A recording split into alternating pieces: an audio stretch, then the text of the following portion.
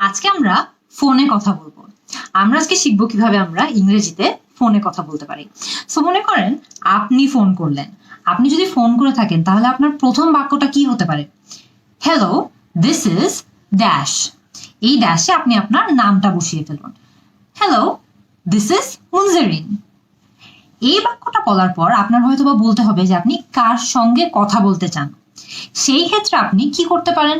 আপনি হয়তোবা I would like to speak to dash এই বাক্য স্ট্রাকচারটা ইউজ করতে পারেন। এই ড্যাশে আপনি যার সঙ্গে কথা বলতে চান তার নাম বসাবেন। I'd like to speak to Rahman. So দুটো যদি আমি একসঙ্গে বলি তাহলে আমাদের কি হয়? Hello, this is Munjerin. I'd like to speak to Rahman. মানে যে হ্যালো, আমি মুনজেরিন, আমি রহমান সাহেবের সঙ্গে কথা বলতে চাই। মনে করেন এটা একটা ফর্মাল ফোন কল। মনে করেন আপনি এক অফিস থেকে আরেক অফিসে কল করেছেন, রাইট? সেই ক্ষেত্রে আপনার হয়তো বা বলা লাগতে পারে যে আপনি কোন অফিস থেকে কল করেছেন, আপনার অফিসের নাম কি, আপনার কোম্পানির নাম কি। সেই ক্ষেত্রে আপনি বলবেন I am calling from dash. ড্যাশে আপনি আপনার কোম্পানির নামটা বসান। আপনি বলবেন, আমি হলে বলবো I am calling from 10 minute school. আপনি হলে এই ব্ল্যাঙ্কটাতে জাস্ট আপনার অফিসের নামটা বসিয়ে বলে দিন যে আমি অমুক অফিস থেকে কল করছি। মনে করেন এটা একটা ফর্মাল কল না, কিছুটা ইনফর্মাল। হয়তো আপনি ফ্রেন্ড বন্ধু বান্ধব কথা মিলে কথা বলছেন। সেই ক্ষেত্রে আপনার হয়তো বা এত ইন্ট্রোডাকশন দেওয়ার দরকারই পড়বে না। Hi, it's Munjerin. হয়তো আপনার নাম্বার যদি তার ফোনে সেভ করা থাকে আপনার এটাও বলা লাগবে না। আপনি হয়তো বা ডিরেক্টলি বলবেন হেই হোয়াটসঅ্যাপ, মানে কি অবস্থা, বা হেই হোয়াটস নিউ, কি অবস্থা। সবগুলোর মিনিংই কিন্তু সেম। ইনফর্মাল হলে আমরা সাধারণত কল এভাবেই শুরু করে থাকি। এরপরে মনে করেন আপনি ফর্মাল একটা কলে কাউকে খুঁজছেন। যাকে খুঁজছেন হয়তোবা সে কোনো এক কারণে ফোনটা ধরেনি, ফোনটা অন্য কেউ ধরেছে।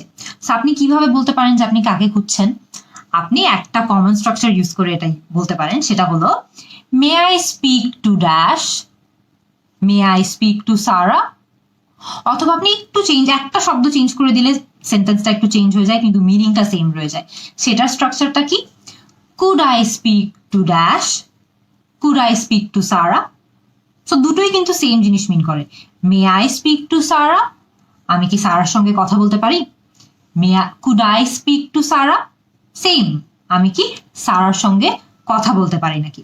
সো মনে করেন আপনি ইনফর্মালি আপনি ইনফর্মাল একটা কলে হয়তো বা কাউকে জিজ্ঞেস করতে চান যে সে কেমন আছে, কি হালচাল। তখন আপনি কি করতে পারেন? আপনি হয়তো বা জাস্ট বলবেন হোয়াটসঅ্যাপ, হয়তো বা জাস্ট বলবেন হাউজ ইট গোয়িং, যে কি অবস্থা, হোয়াটসঅ্যাপ, হাউজ ইট গোয়িং। এখন মনে করেন যে আপনি কারোর হয়ে ফোন করেছেন। অনেক সময় হয় না যে আমরা আমাদের বাবাদের হয়ে কাউকে কল করি বা আমাদের মাদের সাইড থেকে হয়ে কাউকে কল করি। সেরকম কারোর হয়ে যদি আমরা কল করি তাহলে আমরা কি বলতে পারি? I am calling on behalf of dash. ড্যাশে আপনি যার হয়ে কল করেছেন তার নামটা বসিয়ে দিবেন। সো মনে করেন আমি আমার বাবার হয়ে কাউকে কল করলাম, সো আমি বলতে পারি I am calling on behalf of my father. আমি আমার মায়ের হয়ে কল করে থাকলে আমি বলতে পারি I am calling on behalf of my mother.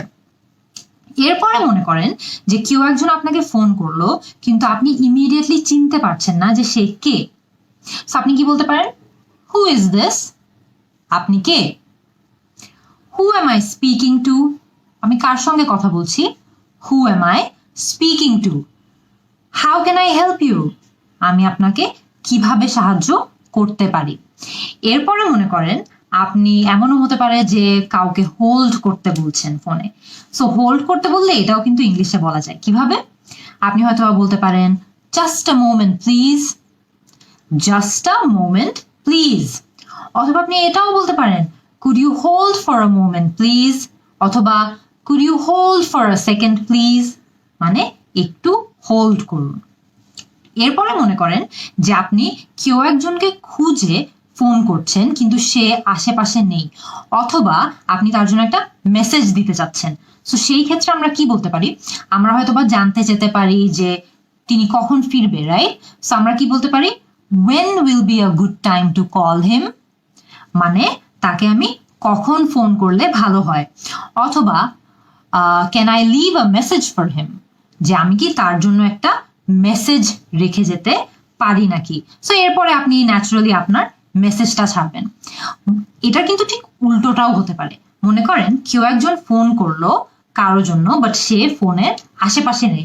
এমন কিন্তু অনেক ফ্রিকুয়েন্টলি হয়, তাই না? যে আমাদের বাবার ফোনে হয়তো বা কেউ কল করেছে, আমাদের বাবা হয়তো বা তখন নেই, আমরা ফোনটা ধরেছি। তো সেই ক্ষেত্রে আমরা কি বলতে পারি? যখন আমরা ফোনটা ধরবো কিন্তু ফোনটা যার সে আশেপাশে নেই, তখন আপনি কি বলতে পারেন? I am sorry, he is not here right now. যে আই এম সরি, উনি এখন আশেপাশে নেই। এরপরে কিন্তু আপনার একটু কার্টেসি দেখাতে হবে, একটু পোলাইট হতে হবে। আপনি জিজ্ঞেস করবেন যে আপনি কি কোনো মেসেজ নিতে পারবেন নাকি। সো যে ফোন করেছে তাকে আপনি বলতে পারেন যে do you want to leave a message, যে আপনি কি ওনার উদ্দেশ্যে কোনো মেসেজ দিতে চান নাকি। আমরা যখন কাউকে মেসেজ দিতে চাই তখন আমরা সিম্পলি কিন্তু এই সেন্টেন্সটাই বলবো, তাই না? যে I'd like to leave a message. আর যখন আমরা কাউকে বলবো যে কেউ মেসেজ ছাড়তে চায় নাকি বা দিতে চায় নাকি, তখন আমরা তাদেরকে কিভাবে জিজ্ঞেস করব? আমরা জিজ্ঞেস করব do you want to leave a message. এখন মনে করেন কেউ আপনাকে ভুল নম্বরে কল করেছে, রাইট? সো এটা কিন্তু অনেক ফ্রিকুয়েন্টলি হয় আমাদের সাথে। সো আমরা কি বলতে পারি? I am sorry, you have the wrong number, মানে আপনি ভুল নম্বরে কল করেছেন। মনে করেন অনেক সময় কিন্তু আমাদের নেটওয়ার্কে ঝামেলা হয়। মনে করেন আমরা কথা বলছি, হঠাৎ করে গলা ভেঙে গেল, আওয়াজ ভেঙে গেল, তখন আপনি কি বলতে পারেন? আপনি হয়তো বা বলতে পারেন your voice is breaking up. your voice is breaking up, মানে আপনার আওয়াজ ভেঙে ভেঙে আসছে। আপনি যদি শুনতে না পারেন কিছু, তাহলে আপনি বলতে পারেন I can't hear you, মানে আমি আপনার কথা শুনতে পারছি না। আপনি যদি চান যে সে কথাটা আরেকবার রিপিট করুক, তাহলে আপনি কি বলতে পারেন? আপনি বলতে পারেন could you say that one more time, অথবা could you say that again, মানে আপনি কি আরেকবার বলতে পারবেন? এরপরে মনে করেন যে কেউ একজনকে আপনি ফোন দিচ্ছেন একটা পার্টিকুলার ইনফরমেশন জানার জন্য। মনে করেন আপনার নির্দিষ্ট একটা ইনফরমেশন লাগবে, সে কারণে আপনি কোথাও ফোন দিয়েছেন। তখন কিন্তু আপনি একটা কমন স্ট্রাকচার ব্যবহার করে যে কোনো কিছু ইনফরমেশন জানতে চেতে পারেন। সেই স্ট্রাকচারটা কি? সেই স্ট্রাকচারটা হলো I am calling to ask about dash, মানে আমি ফোন দিচ্ছি কিছু একটা নিয়ে জানার জন্য। ড্যাশে আপনি জাস্ট আপনার ইনফরমেশনটা বসাবেন। মনে করেন আমি বলতে পারি I am calling to ask about your consultation service. খেয়াল করে দেখুন, ড্যাশে আমি নতুন একটা জিনিস বসিয়ে দিলাম। হয়তো বা আমি অ্যাপয়েন্টমেন্ট নেওয়ার জন্য কল করেছি, so I am calling to ask about your appointment schedules অথবা your appointment timings. So just ব্ল্যাঙ্কে আমি আমার যে ইনফরমেশনটা দরকার সেটা বসিয়ে দিব।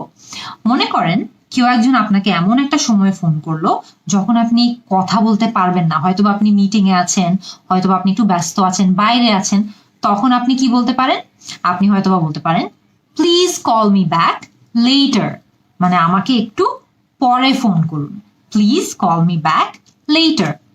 এখন মনে করেন আপনি সুন্দর মতো ফোনটা রেখে দিতে চাচ্ছেন, তখন কি বলতে পারেন? সো ফর্মাল একটা ফোন কল হলে আপনি হয়তো বলতে পারেন থ্যাংক ইউ, গুড বাই।